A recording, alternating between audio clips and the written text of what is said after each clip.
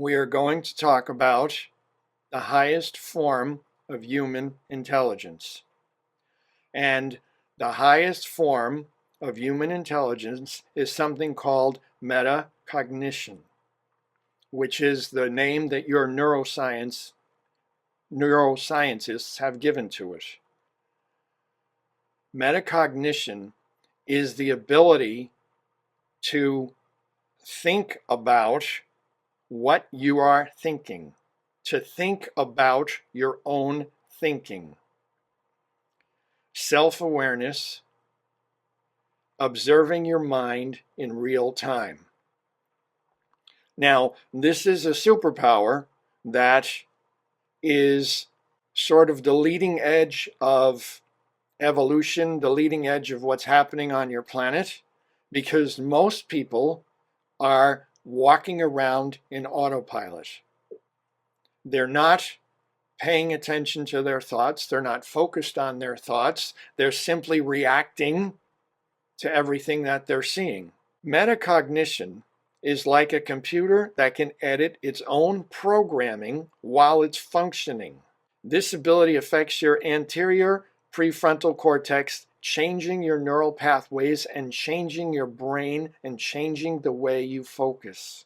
It takes some practice, and your ego doesn't like it because this is part of the ego realizing that it's not in charge, and your ego wants to think and wants you to think that it's in charge. But as you increase your understanding, as you evolve to higher and higher frequencies and higher vibrations, your ego is being left behind because you don't need it as much anymore as you did when you first physically incarnated, and your ego is aware of that and is not the biggest fan of that. But you will be able to shift and release that. Remember, your ego is based on your programming, which is your work, is to shift and release your beliefs and your programming. The work begins with remembering to move out of your reptile brain or your monkey mind, to not react, to move into cognitive functions. Now, you may be aware that you have three brains: a reptile brain, a midbrain, and a higher functioning brain.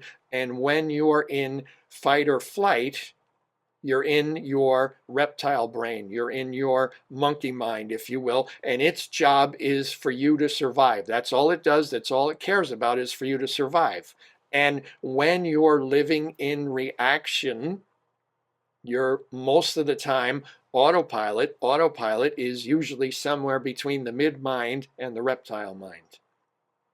So this is about not reacting and about moving up into the higher cognitive mind, your anterior prefrontal cortex. Less time on autopilot, not reacting, stopping and questioning instead of reaction. One of the first things that you have to know as you're moving up into these higher frequencies and into these higher vibrations is that you are not your thoughts. You are what hears your thoughts. You are choosing your thoughts, but you are not your thoughts. That's the first step in getting off of autopilot, when you realize that you are not your thoughts. And we know that all of you know that. Choosing to control how you react. It's not what happens that matters. It's what you do with what happens that matters. Now, you remember we've talked about this before, and we've told you that everything is neutral and you're deciding what it means to you. That's why two people can experience the same event and one person goes, no big deal, and another person freaks out, because each person individually is deciding what it means for them. So when you remember all events are neutral and you're choosing and you're deciding, that also gives you control. Use your mind to uncover your belief patterns that are not serving you, your false beliefs, your programming. That's the next step. So it's understanding that you're not your thoughts. It's understanding that everything is neutral and that you have a choice. And then it's understanding that you can use what's happening to uncover your negative beliefs, to uncover your negative programming, which also continues to help you raise your vibration. It helps you with your evolution and helps you keep moving in an upward trajectory. Thoughts are tools. Thoughts are vibrations.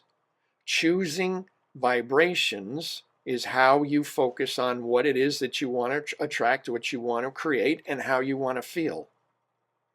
Thoughts are things. Thoughts are frequencies. They're vibrational patterns.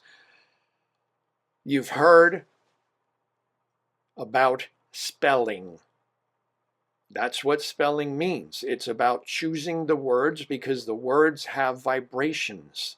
That's why a lot of the ancient ones with their chants and with their songs and with their prayers, they all created certain vibrations. And they were aware that the voice can be used to affect vibration. You can choose your vibration. You can choose how you focus. You think a thought and you have an emotional response. Now, you might have to think the thought for a while to get an emotional response, but it always is thought first, then emotional response, and never the other way around. The thought causes the emotion because the thought creates the vibration, and the feeling is the beginning of manifestation. Remember, we said that the first step in manifestation is an emotion, is a feeling. You have been taught to ignore your feelings. How many of you, when you were a kid, were told by a parent, you want to cry? I'll give you something to cry about. Which meant that how you're feeling isn't valid, that your thoughts aren't valid, that the bigger people, their emotions, their thoughts are valid, and you begin to move yourself away from what Abraham refers to as your guidance system. Understanding that your thoughts are letting you, that your feelings are letting you know where your vibration is.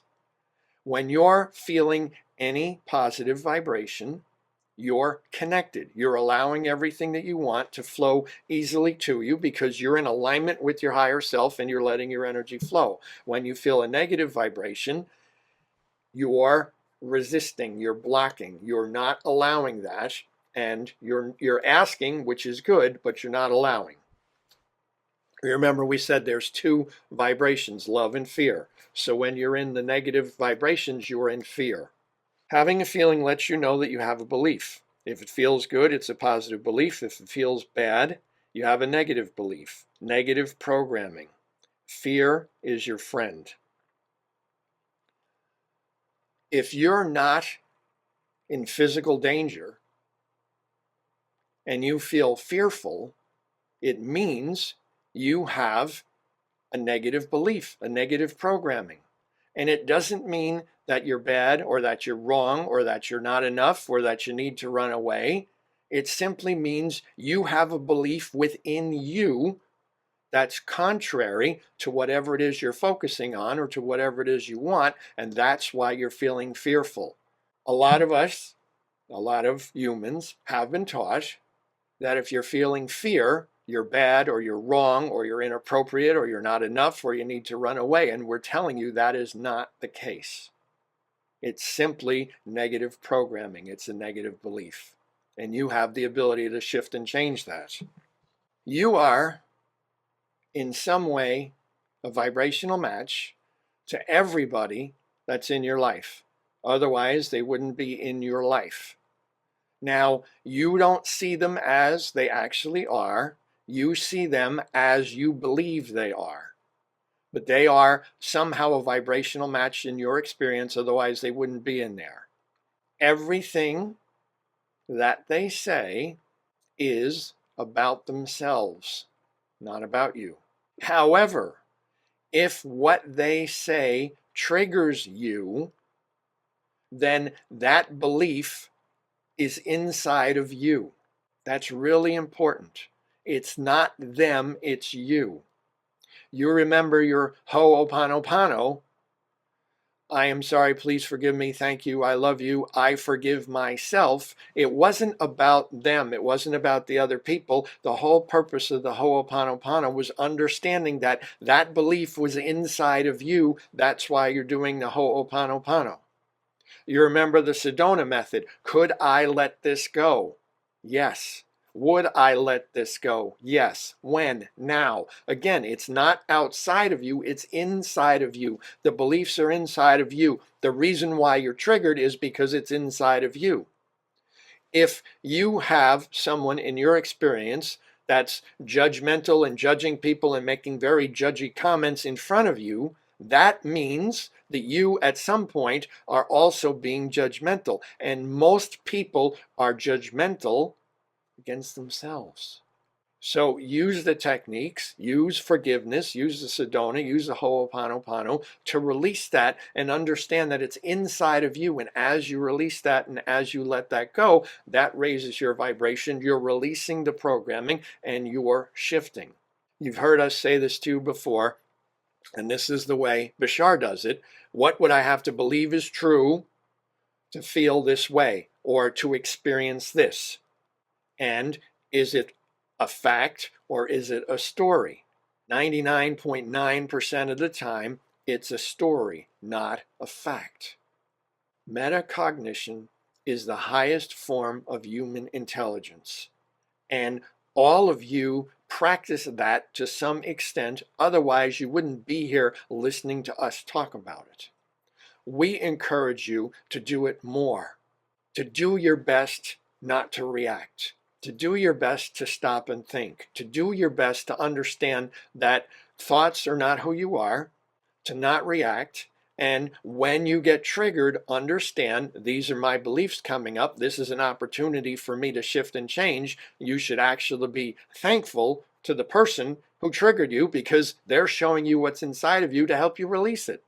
Are you going to get triggered? Absolutely. Are you going to have difficulty doing this? Absolutely. Are you going to beat yourself up when it happens? That's up to you. Or are you going to just shake it off like the water rolling down the back of a duck and just keep going and say, okay, I understand what happened. I got triggered there. It's inside of me. I know how to release it. I forgive myself. I release this and I move on. You are on the leading edge of thought. You are evolving. You're shifting. You're changing. You're raising your vibration. And this is a big, big part of how you do that.